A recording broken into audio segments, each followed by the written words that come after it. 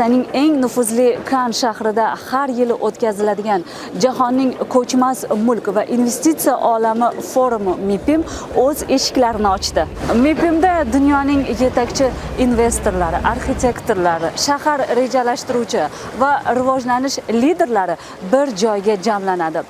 Bu yerda urbanistika, innovatsion arxitektura, shuningdek, kelajak shaharsozligi bo'yicha eng yirik loyihalar taqdim etiladi. MIPIM ko'chmas mulk mutaxassislari xalqaro forumi ilk bor 1990-yilda o'tkazilgan bo'lib, o'shanda atigi 2950 ta ishtirokchi va 22 ta mamlakatdan 830 ta kompaniya jam bo'lgan. Ammo vaqt o'tishi bilan bu anjuman yirik xalqaro maydonga aylandi. 2002-yildan boshlab MIPIM Architectural Review Future Project Awards tashkil etildi.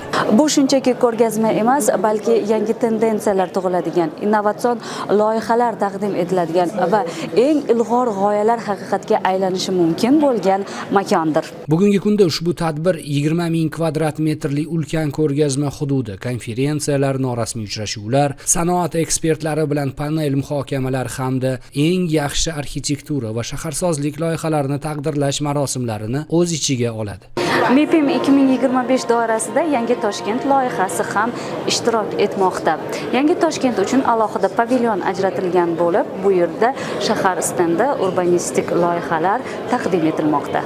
2023-yilda tadbir 90 ta davlatdan 22500 ta ishtirokchini jalb etgan bo'lsa, 2024-yilda ushbu ko'rsatkich 21000 kishiga yetdi. Joriy yilgi ko'rgazmada esa 2000 dan oshiq kompaniya va 22000 taga yaqin ishtirokchi qatnashmoqda. MIPIM shunchaki ko'rgazma emas, balki kelajak shaharsozligining laboratoriyasi hamdir. Yangi Toshkent ishtiroki esa O'zbekistonning innovatsion urbanizatsiyaga yo'naltirilganligini va investitsion loyihalar uchun ochiqligini yana bir bor isbotlaydi.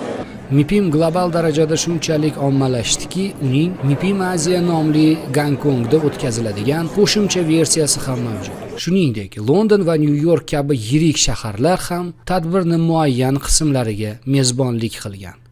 Yer sayyorasi bo'ylab shaharlarning o'zgarishi, arxitektura va texnologiyalarning uyg'unlashuvi, shuningdek rivojlanish va barqarorlik o'rtasidagi ideal balansning bo'lishi, bularning barchasiga MIPIMda javob izlanadi.